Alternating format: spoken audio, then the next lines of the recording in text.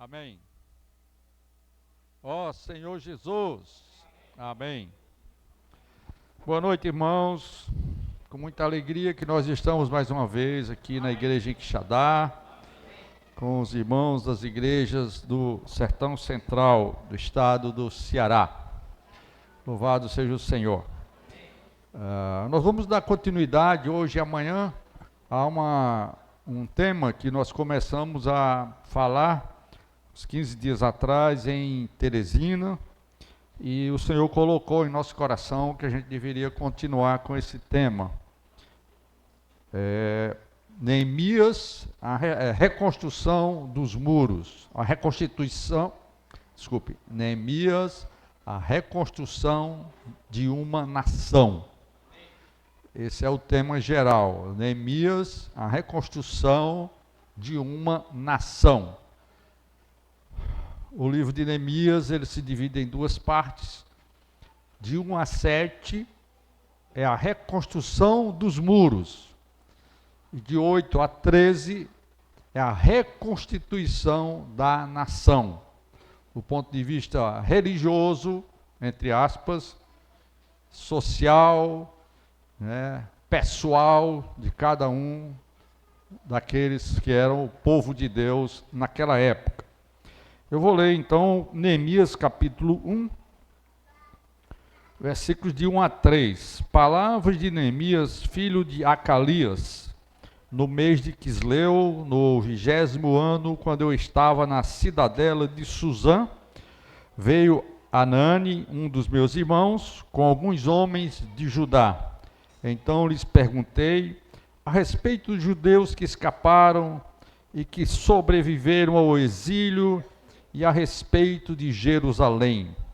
E eles me responderam: os restantes, os que sobreviveram ao exílio e se encontram lá na província, estão em grande miséria e humilhação.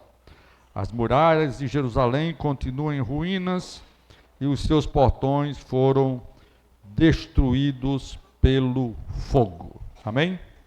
Vamos orar?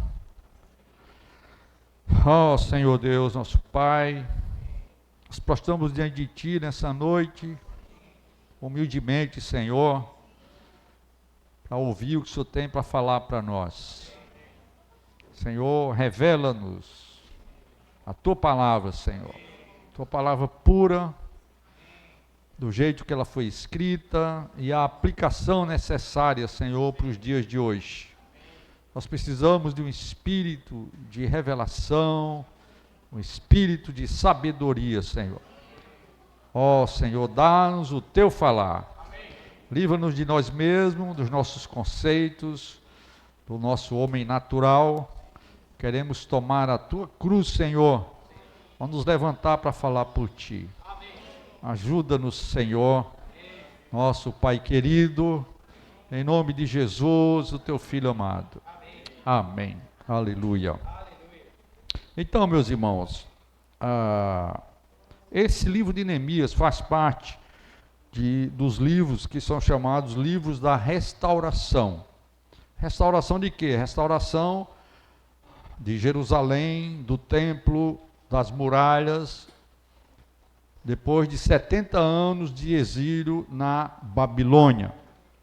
E nós temos os livros de Esdras, Neemias, Ester, Ageu e Zacarias. Esses 5 livros, eles compõem os livros da restauração. É importante que a gente consiga ler e que você faça uma leitura seletiva, vamos dizer assim, desses 5 livros, encaixando, um livro com o outro, tá? Nós não temos aqui agora tempo para desenvolver esse encaixe, mas eu queria dar essa dica para vocês. E o nosso sentimento é falar um pouco da situação no tempo de Neemias, daí porque o tema da nossa comunhão, dessa série de mensagens, é Neemias, a reconstrução de uma nação. Muito bem, Nós precisamos, para entender tudo isso, fazer uma retrospectiva da história do povo de Deus. Primeiramente, Deus chamou Abraão, Isaque, Jacó, e na época de Jacó houve fome e eles desceram, ele e os seus 12 filhos, para o Egito. Lá se multiplicaram e lá eles viveram cerca de 430 anos. Deus levantou um libertador, Moisés, e os conduziu de volta à boa terra de Canaã, porque aquele era o lugar escolhido por Deus para ali fazer habitar o seu povo. Embora temporariamente esse povo estivera no Egito, mas ali no Egito não é o lugar do povo de Deus. Em outras palavras, o Egito, que significa o mundo, principalmente o mundo da sobrevivência, não deve ser o reino onde a gente deve viver com o nosso coração. Embora a gente esteja nessa terra, dependendo dos departamentos dessa terra, dependendo dos governos dessa terra, dependendo de um monte de coisa, mas o nosso coração deve ser como o coração de Neemias, um coração voltado para Jerusalém. Claro que na saída do Egito e 40 anos de deserto, eles não tinham clareza a respeito do lugar, que é Jerusalém, o lugar onde Deus queria fazer habitar o seu nome e onde Deus queria ter a sua habitação. E esse lugar era Jerusalém.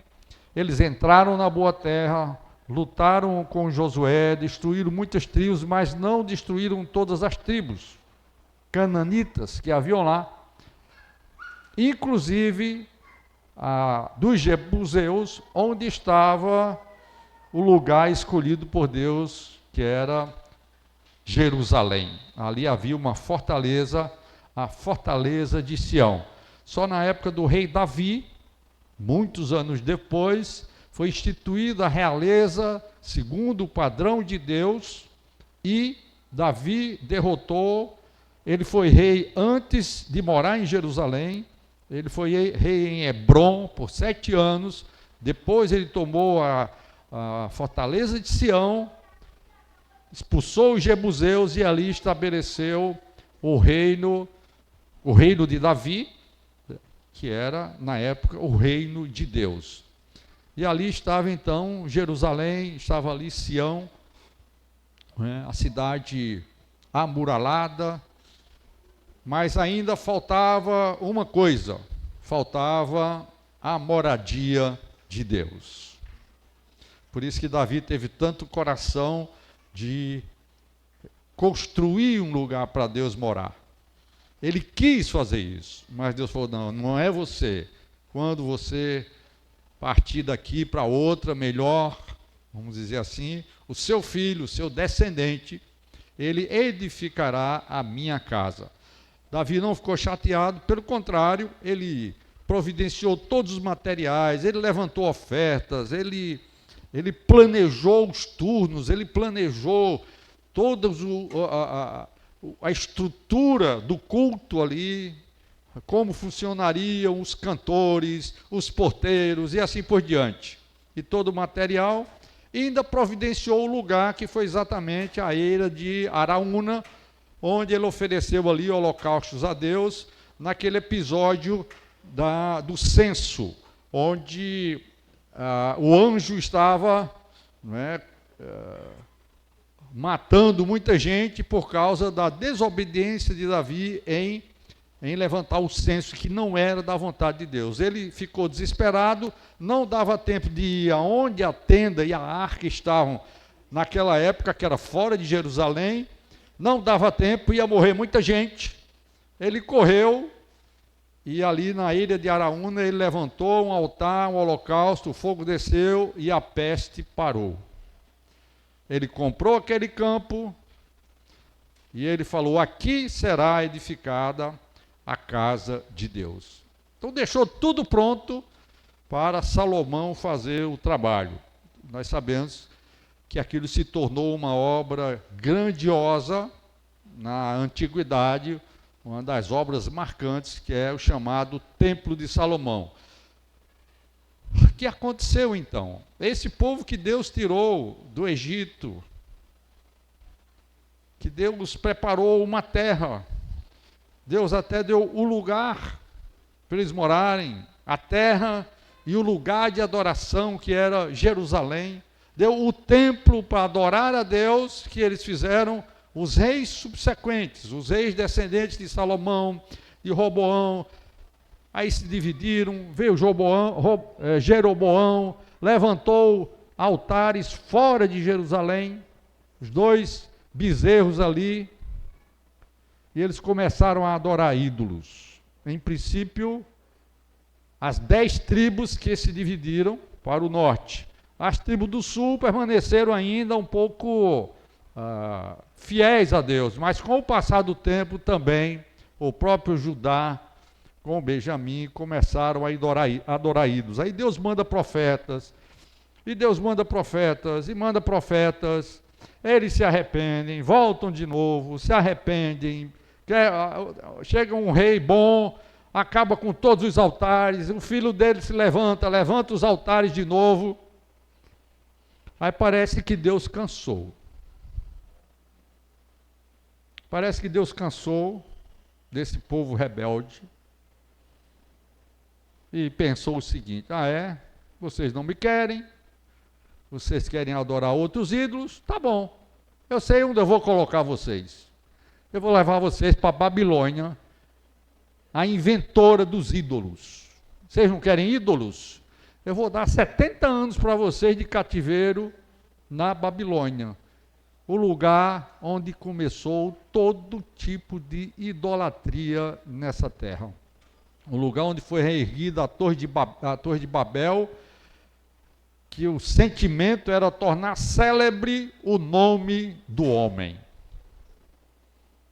Então havia um homem chamado Nimrod, e ali foram levantados vários templos idólatras, e foi dali de Ur dos Caldeus que Deus tinha tirado Abraão. Deus já tinha tirado Abraão para fazer dele uma nação que adorasse a Deus. Mas agora eles abandonaram Deus, eles adoraram ídolos. O que Deus fez? Volta tudo para a Babilônia. Vocês querem ídolos? Meus irmãos, aí nós precisamos aprender uma grande lição. Não vamos insistir no erro. Principalmente no erro da idolatria. Quem é que você adora? Talvez você pense assim: não, mas já deixei o catolicismo há tanto tempo, né, onde se tem tantos ídolos, tantas adorações, já não sou mais um idólatra, um ídolo de madeira, de gesso, não. Essa mensagem não é para mim. Será que não é para você essa mensagem? Idolatria, meus amados irmãos, é colocar qualquer coisa no lugar de Deus. Amém? Então, nessa noite, essa é a primeira aplicação que nós queremos fazer. Não insista na idolatria. Qualquer coisa que esteja na sua vida com prioridade 0, antes de Deus, isso é um ídolo. A sua carreira profissional pode ser um ídolo. A sua família pode ser um ídolo. A sua profissão pode ser um ídolo. Você pode até, isso não é de se admirar, tantos entre nós adoram ídolos, celebridades, jogadores de futebol, cantores e assim por diante, não é verdade? A gente, brasileiro, gosta de futebol. Eu gosto de futebol. Eu acompanho o Brasileirão. De longe. De vez em quando olhando as tabelas, porque eu gosto muito de números. Vocês não sabem como eu gosto de números, né? Eu já disse para vocês uma vez que meu remédio para depressão é uma planilha Excel. Aí eu gosto daquela tabela para saber quem subiu, quem desceu, quantos pontos tem, quantos pontos falta para chegar lá, isso e aquilo. Mas, irmãos, nós precisamos ter cuidado para essas coisas não tomar o lugar de Deus. Hora de reunião é hora de reunião. Hora de orar é hora de orar. Hora de ler a Bíblia é hora de ler a Bíblia. Hora de pregar o Evangelho é hora de pregar o Evangelho. Buscai primeiro o reino de Deus e a sua justiça. Nem mesmo a nossa sobrevivência pode tomar o lugar de Deus na nossa vida, a ansiedade. Tudo isso é idolatria. Por isso, nesses dias, Deus quer falar para nós, muito sério, irmãos, a reconstrução de uma nação. Tudo que eu vou falar nessas mensagens tem a ver primeiramente com a nossa pessoa. Tem o lado individual e tem o lado coletivo, que é a vida da igreja. Amém? Então esse é o primeiro ponto que a gente tem que considerar. E volto a dizer, não insista na sua idolatria. Bom, eles foram então para Babilônia, o lugar dos ídolos, e foram conviver com os ídolos. Vocês querem? Então vão para lá. Mas parece, irmãos, que eles aprenderam a lição. Parece. Porque não tem relato na Bíblia que eu saiba de que houve adoração de ídolos em Babilônia. Vocês já prestaram atenção nisso? Enquanto eles estavam livres na terra deles, na nação deles, eles abandonaram Deus. Quando Deus deu a disciplina, eles aprenderam a lição. Não há registro de idolatria dos judeus na Babilônia. Se eu estiver errado, eu estou falando aqui para a internet. Se por acaso eu estiver errado, depois me manda uma mensagem no particular, mas essa é uma primeira impressão que eu tive agora, tá? Isso é mais uma lição, irmãos. Quão bom é a disciplina de Deus.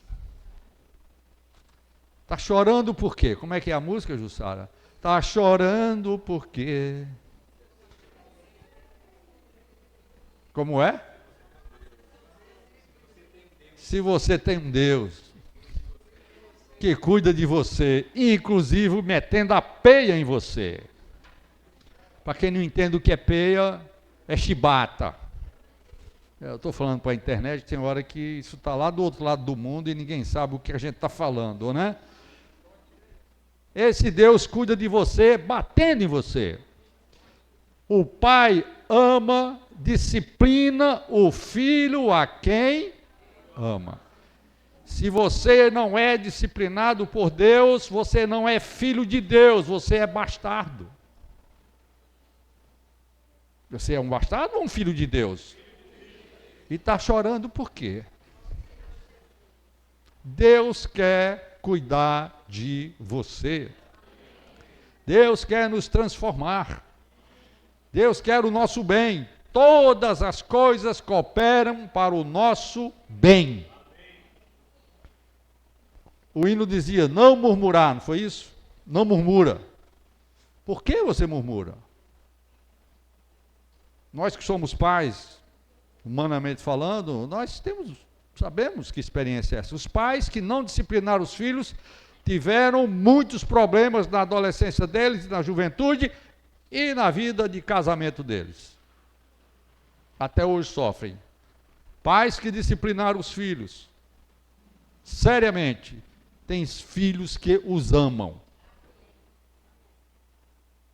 Segundo a minha filha Sara, que vocês conhecem, ela disse que ela foi a escolhida dos 4 para apanhar mais lá em casa. Mas ela me ama muito hoje. Eu acho, né? Eu tenho essa percepção. Certo? Então, meus irmãos, não vamos desconfiar de Deus. Se Deus nos levou um dia para a Babilônia, é porque você estava todo errado. Você era idólatra, você colocava coisas no lugar de Deus, e Deus precisa cuidar de você. Mas Deus é tão misericordioso que deu um prazo para isso, amém? Profeta Jeremias também, aliás, é outro profeta da época, né, do cerco de Jerusalém. Depois, né, tem tantas coisas ali que a gente pode aprender depois. O cerco, na época do cerco de Jerusalém. E Jeremias foi um dos profetas que Deus levantou, o último, vamos dizer ali, antes do cativeiro, para ver se salvava aquela situação. Mas não, depois de 40 anos, Jeremias não tinha um seguidor. Umzinho. E Deus parece que deu um presente para ele. Você não vai para a Babilônia. Parece que ele baixou no Egito, né? Levaram um monte de gente para o Egito também, depois vieram de volta, mas para a Babilônia, Jeremias não foi. Amém? Porque Jeremias ouvia a voz de Deus. Jeremias era fiel ao único Deus. Jeremias não idolatrava ninguém. Amém? Muito bem, mas Deus é tão misericordioso que deu um prazo só, e foi o próprio Jeremias que falou por Deus, 70 anos. 70 anos. Então, o seu sofrimento tem prazo de validade, certo? Tem prazo de validade. Pode ser que seja até o dia de você morrer, mas que tem prazo, tem. Pode ser uma semana, um mês, um ano. É que Deus quer trazer você de volta, amém? Deus quer restaurar a sua vida. Deus quer restaurar a sua família. Deus quer restaurar a igreja. Louvado seja o Senhor. Então essa é uma lição que nós precisamos aprender. Esse retorno, então, depois de 40 anos, e vocês lendo o livro de Daniel, que é um dos profetas do cativeiro, Daniel foi levado, jovem, de Jerusalém para a Babilônia, porque ele era um cara bom, QI, alto QI, nobre, sabido, tinha espírito de revelação, e os menos qualificados ficaram em Jerusalém. É essa situação de pobreza que fala aqui no livro de Neemias. Mas os nobres, os da realeza, foram levados para a Babilônia. E pela história dele, dos 3 amigos dele, isso corrobora o que eu já falei. Eles foram para a cova do leão, eles foram para dentro da fornalha, mas não adoraram ninguém. Amém? Aquele era um bom representante do povo de Deus, debaixo da disciplina de Deus. Não adorar nenhum ídolo. Amém? Muito bem. O Daniel foi o primeiro que viu, pelos livros que, inclusive lendo Jeremias, que aquela situação ia durar só 70 anos. Mas ficou na dele, ele só viu a revelação. Deus usou então. Vocês sabem que Daniel, ele foi cativo de Babilônia, mas enquanto Daniel estava vivo e servindo ao rei de Babilônia, o império babilônico foi tomado pelo império medo-persa. E outros reis vieram reinar sobre eles, no meio daqueles 70 anos ali. Isso foi a mão de Deus, irmãos. Num dia, Babilônia caiu. O rei Belsazar estava dando aquela festa, lembra? Aquela coisa toda, e apareceu aquela escritura na parede, e eles tinham construído os muros, eles estavam construindo, na verdade, os muros ali da cidade, com passagens subterrâneas, para que o rio entrasse por ali e regasse a cidade, e foi exatamente nessas passagens abertas que os persas entraram, e numa noite tomaram a Babilônia. Providência de Deus. Sabe por quê? Porque a política dos medo-persas era diferente da política dos babilônios. Os babilônios escravizaram os povos e levaram os povos para a terra deles. E vocês sabem que hoje isso é um problema de refugiados na Europa.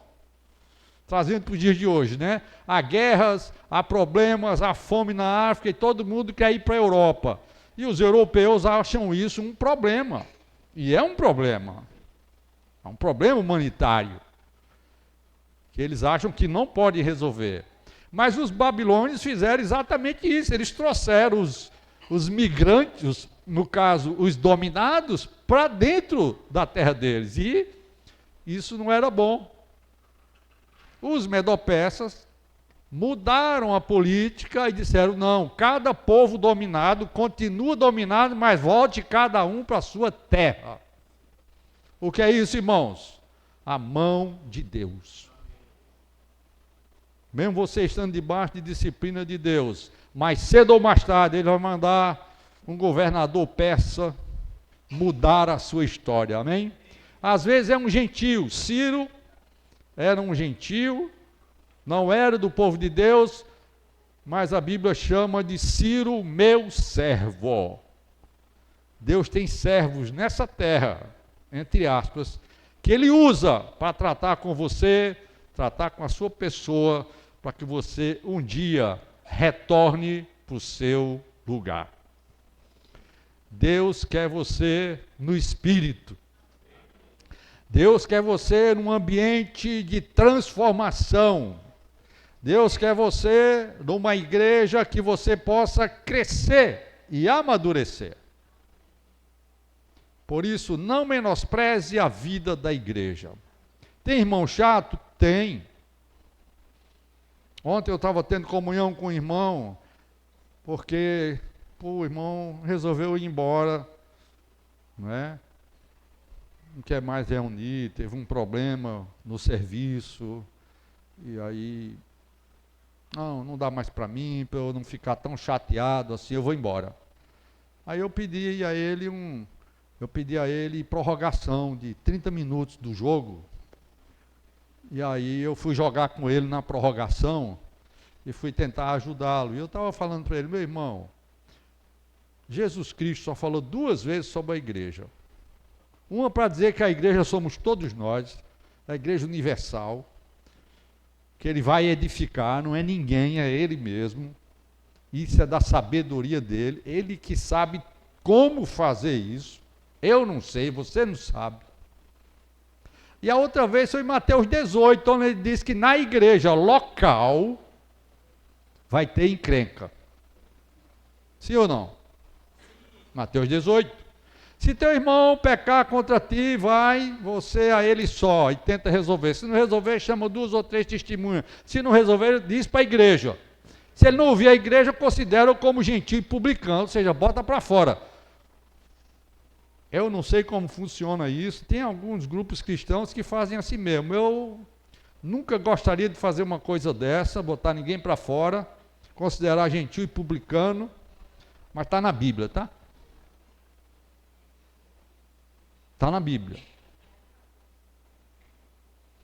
E eu falei para ele, meu irmão, isso é a igreja. É um lugar abençoado, que quem edifica é o Senhor Jesus, e um lugar cheio de encrenca. Porque o encrenqueiro sou eu e é você. Todos nós somos encrenqueiros. Todos nós temos problemas na alma. Então Deus arranjou um cativeiro para você, deu um sufoco, botou você numa estufa para você amadurecer, você pula fora. Vai para outra estufa, não se dá bem no serviço ali, pula fora. Vai para outra estufa, está quente demais, pula fora. Quando o Senhor voltar, você vai estar uma banana verde. Sabe onde você vai parar? Fora do reino. Percebe, irmão? Que não vale a pena cair fora? Sempre vai ter uma estufa para nós. Sempre vai ter. Então, vamos seguir juntos na vida da igreja. Amém. Com os chatos ou não, nós vamos estar juntos, amém? Amém? Mas, irmão, e aqueles problemas? Não, aqueles ali é outra história. Apostasia, heresia, ensinamentos diferentes, isso é outro assunto. Eu estou falando de relacionamento entre irmãos, interpessoal, na edificação. Então vamos aceitar a disciplina de Deus, amém? E no tempo certo Deus vai levantar Ciro, o libertador, amém. Que a Bíblia chama de, Deus diz, meu servo. Você precisa perceber quem é servo de Deus, mesmo no mundo, que está tratando você. Pode ser seu patrão, sua patroa, seu marido, seu filho. O governo, não fale mal do governo. Você ainda fala mal do governo, das autoridades? Não fale. O povo tem o governo que merece.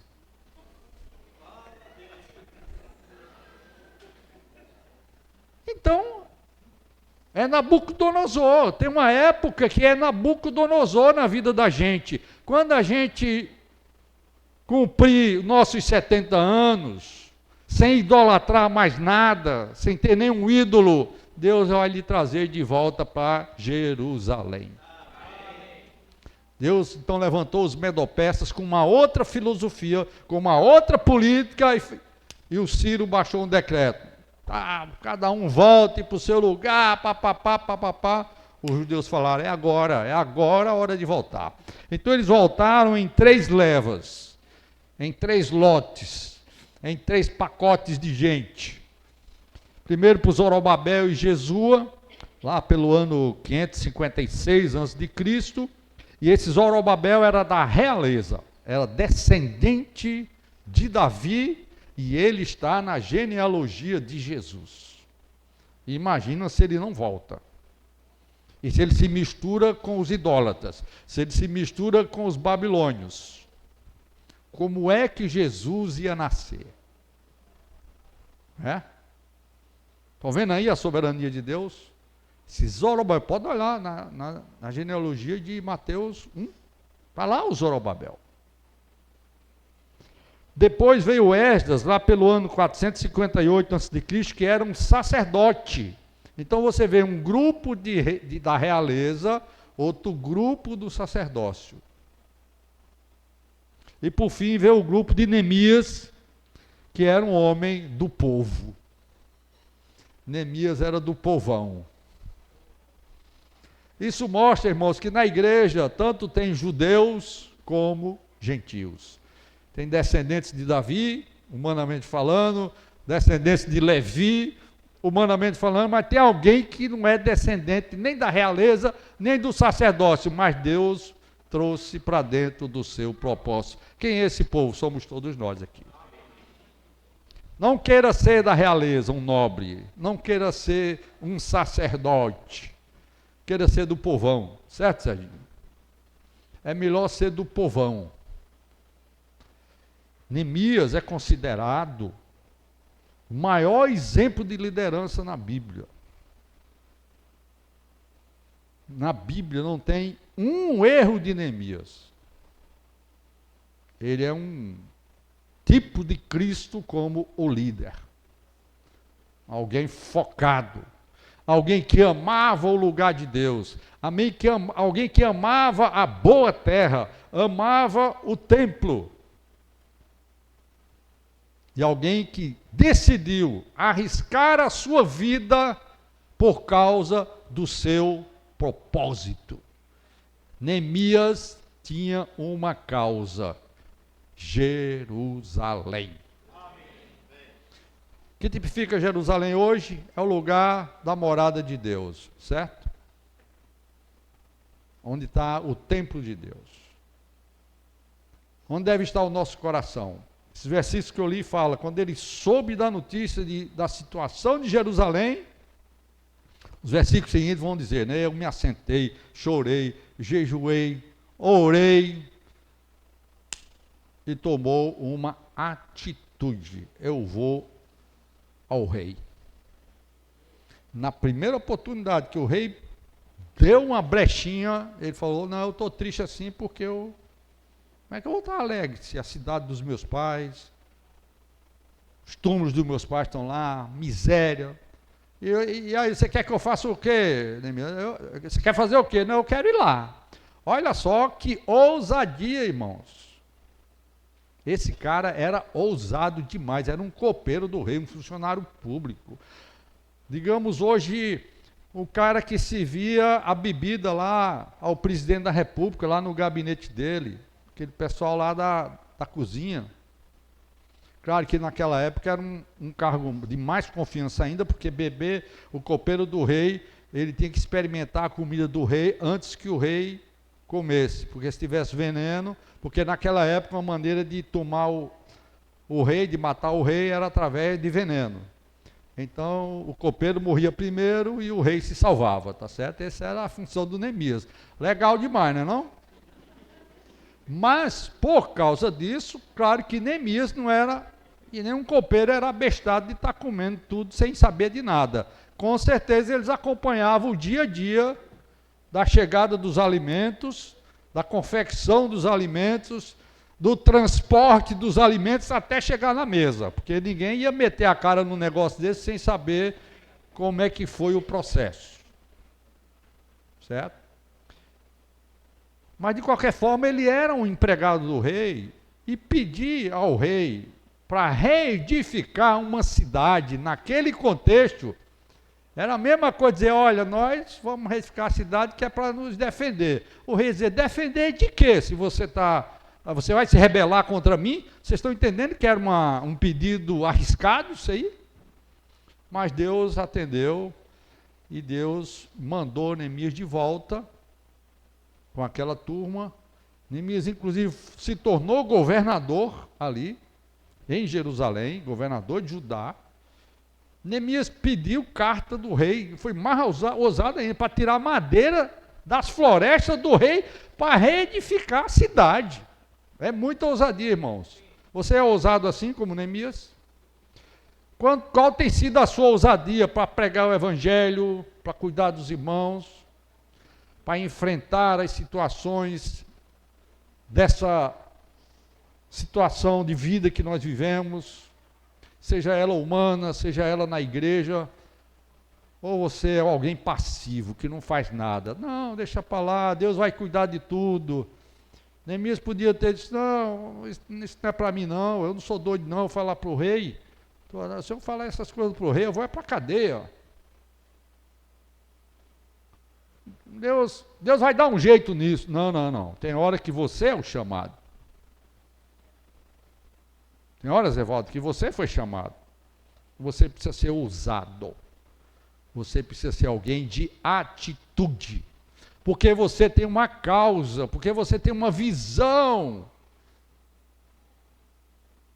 E qual é a nossa visão hoje? A nossa visão é Cristo, o centro de todas as coisas. E a igreja como seu lugar de habitação. Alguns pregadores hoje querem tirar a igreja da jogada. Falam só de Cristo. Mas a Bíblia é muito clara, de Gênesis a Apocalipse, que Deus precisa do homem, que o marido precisa da mulher. Paulo chegou a dizer, deixará o homem pai e mãe, se une à sua mulher e se tornarão os dois uma só carne. Grande esse mistério, mas eu me refiro a Cristo e à igreja. Sim, Cristo é o centro. Cristo é quem nós devemos contemplar. Cristo é quem devemos comer, como dizia o hino aqui. Cristo é tudo para nós. Mas não jogue de lado o fato de que você precisa ser edificado com outros irmãos. Não confunda isso com a doutrina do localismo. Tá? Não estou falando isso. Deus colocou você junto de um grupo de cristãos, seja 2, 3, 10, 100, 1000. Se Deus te colocou junto de um grupo que invoca o nome do Senhor, uma igreja bíblica, você deve se submeter aos presbíteros daquele lugar, você deve servir com os irmãos, você deve aprender a servir, você deve deixar Deus transformar a você naquele lugar que Deus te colocou. Está claro isso aí? Por isso que causar divisão na igreja por qualquer tipo de coisa é pecado contra Deus.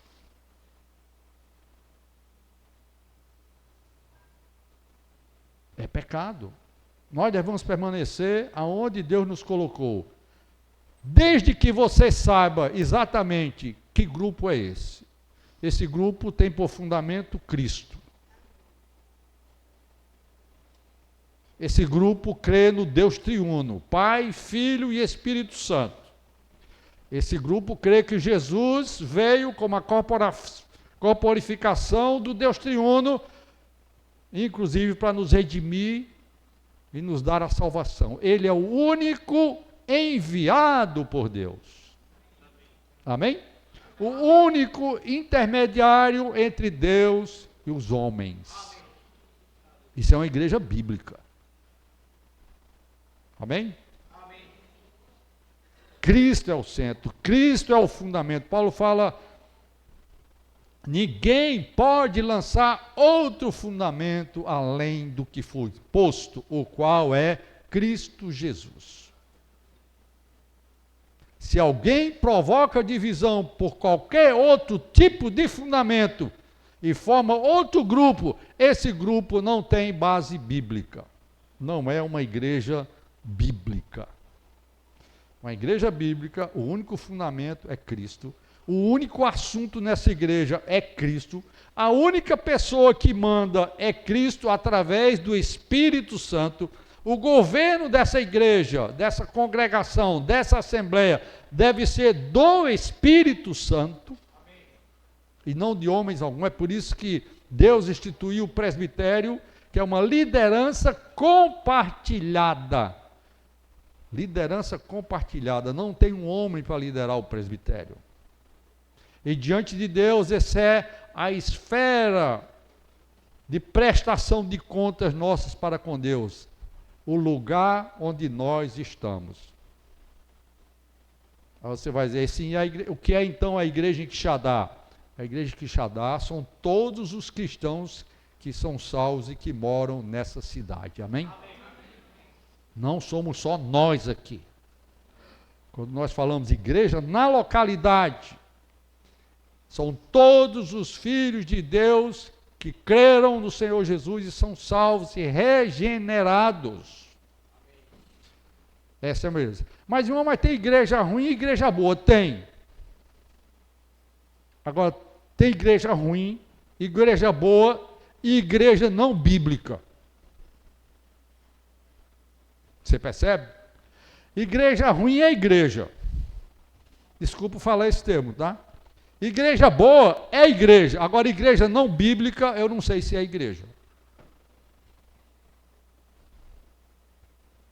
Porque a igreja, elas deve estar fundamentada numa única pessoa, a pessoa do Senhor Jesus. Por isso, irmão, nesse novo começo, nós precisamos ter um coração aberto para receber a todos os irmãos. Isso não significa unidade aparente, isso não significa fazer as coisas do mesmo jeito. Eu não estou falando aqui de métodos nem de práticas. Cada congregação tem o seu jeito de fazer as coisas. O importante é ser uma igreja bíblica. Se é uma igreja bíblica, nós devemos ser abertos para comunhão com esses irmãos. Se algum dia precisarmos cooperar juntos, vamos lá na praça, juntar todo mundo, pregar o evangelho, vamos lá. Um dia desse lá no Eusébio, a gente estava fazendo aquele negócio, orar por você e tal, 2 anos atrás, para lá. E tinha um grupo de irmãos, um grupo lá, de outro grupo cristão, fazendo quase a mesma coisa, mas era diferente, né? Eles tinham uma plaquinha aqui, não dizia assim, posso orar por você não, deixa eu lhe dar um abraço. Meus irmãos, é a mesma coisa. Nós chamamos, ele falou, vamos sair junto aqui. Próxima vez, vamos ter comunhão e vamos nos juntar aqui nessa praça, porque o que nós queremos é o quê? Pregar Jesus, o Filho de Deus. Amém? Amém. Não é a sua denominação, não é o meu grupo, não é a minha igreja, é pregar Jesus. Amém. Combinamos tudo, mas até hoje não deu certo. Também a gente não voltou mais muito tempo na praça não, porque começaram a complicar muito, algumas coisas que não dava para a gente fazer e tal, e a gente achou melhor não ir mais para a praça, orar por ninguém.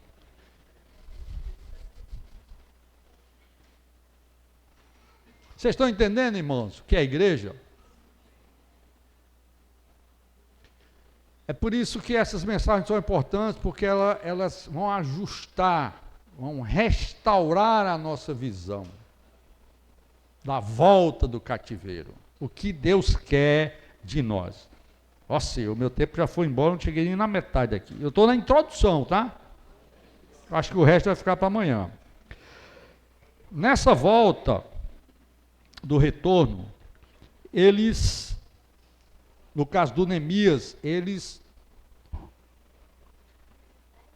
fizeram uma coisa, restauraram os muros. Esdras, Zorobabel, Jesua e depois Esdras, eles restauraram o templo, com todos os seus departamentos, com altar de holocausto e tal. Talvez amanhã eu toque nesse assunto, tá? Que a primeira coisa que foi restaurada foi o altar de holocausto, que é a cruz. Você ouviu direitinho? A cruz. Aquela que Jesus disse para a gente tomar todo dia, para ser um seguidor dele. Isso é a maior loucura do mundo. Você chega numa cidade destruída, sem muro, sem nada, com os engenheiros, eles pegam para fazer uma obra, todo mundo sabe disso, que a primeira coisa que faz, o tapume, né? Aquele cercado para fazer a obra, para ninguém vir de noite roubar material, isso e aquilo, mexer na casa, a casa está subindo, não é verdade? Aí já tem louça lá dentro, já tem torneira de ouro, e etc. Então, você faz um tapum e bota um vigia lá.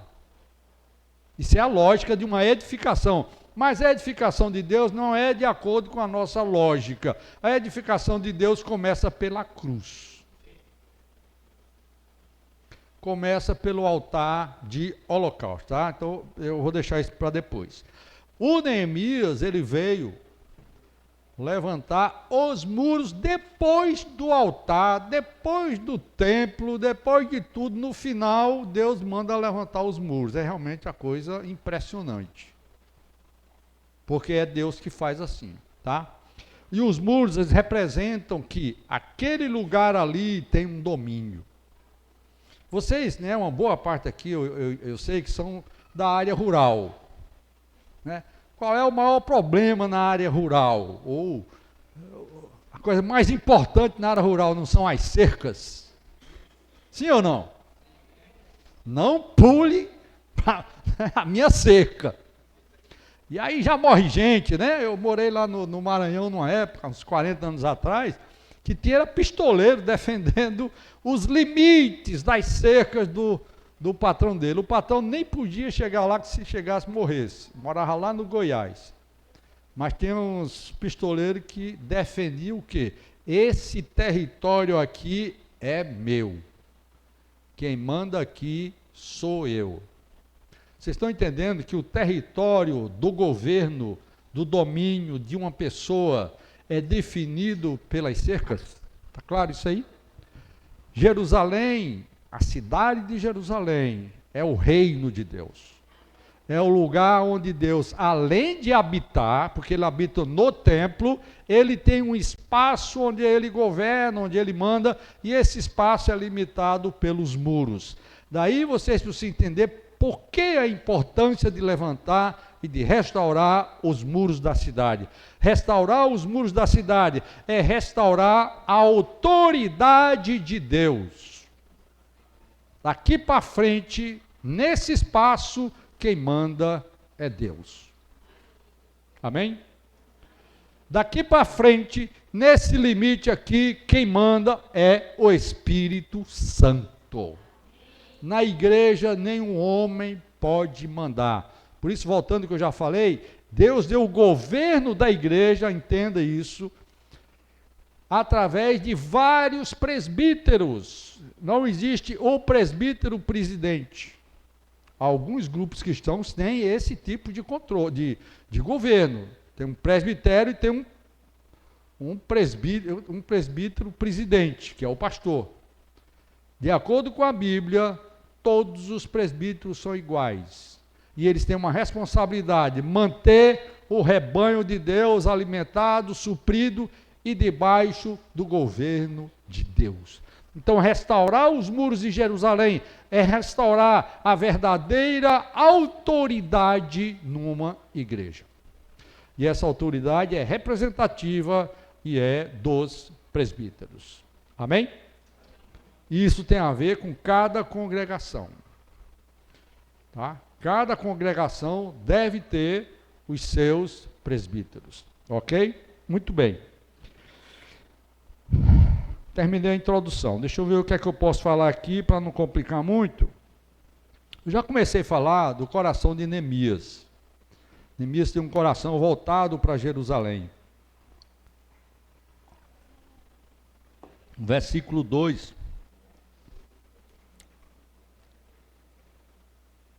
Veio Anani, um dos meus irmãos, com alguns homens de Judá, então lhe perguntei a respeito dos judeus. Então lhe perguntei a respeito dos judeus. Você está preocupado com os irmãos? Você faz essas perguntas? Como está? Fala agora para os presbíteros, inclusive eu.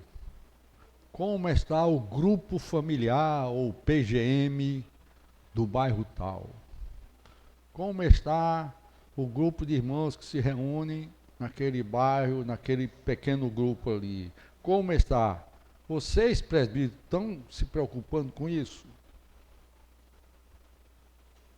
Esse era o Neemias, um líder que se preocupava com o seu povo e com o lugar da adoração de Deus, que hoje é a igreja. Paulo é um exemplo para nós.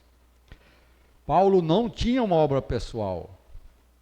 Neemias não tinha uma obra pessoal.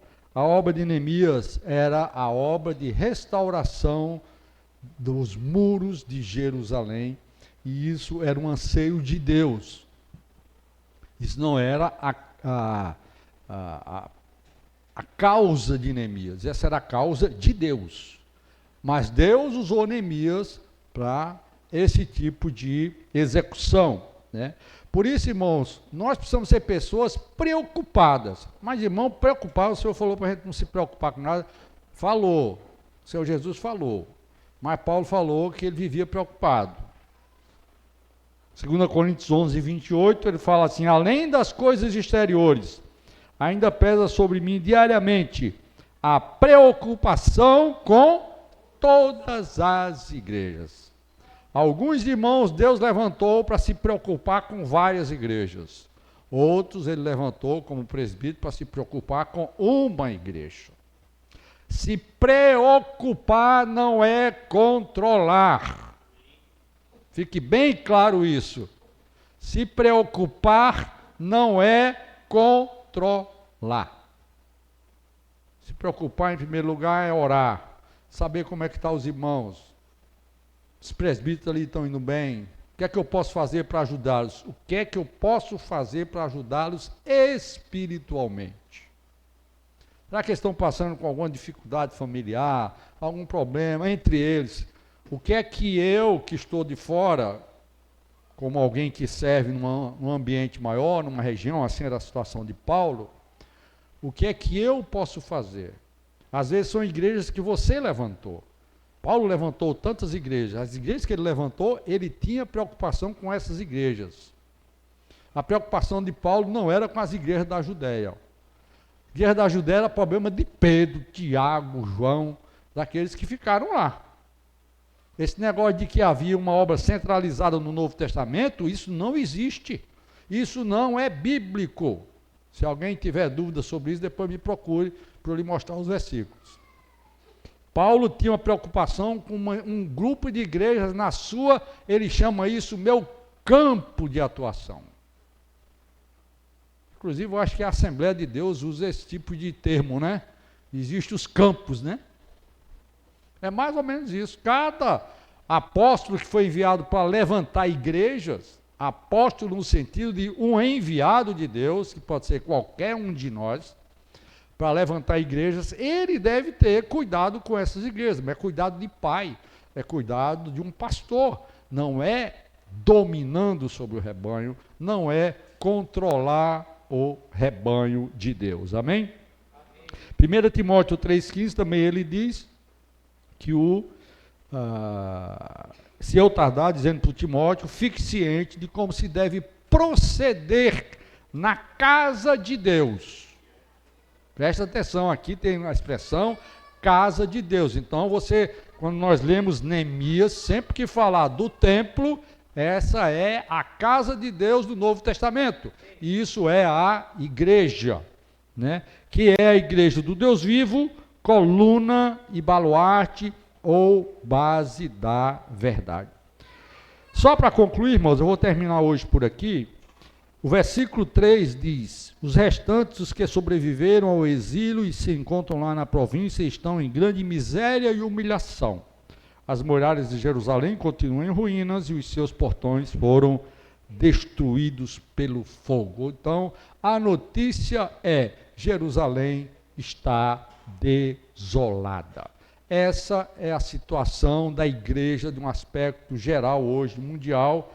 Em certos ângulos de visão, a igreja está desolada. Desolada por quê? Tem o pós-modernismo com as suas ideologias, ideologia de gênero, né? Problema da ideologia de gênero. Muitos cristãos estão adotando essa ideologia e trazendo para dentro da sua congregação.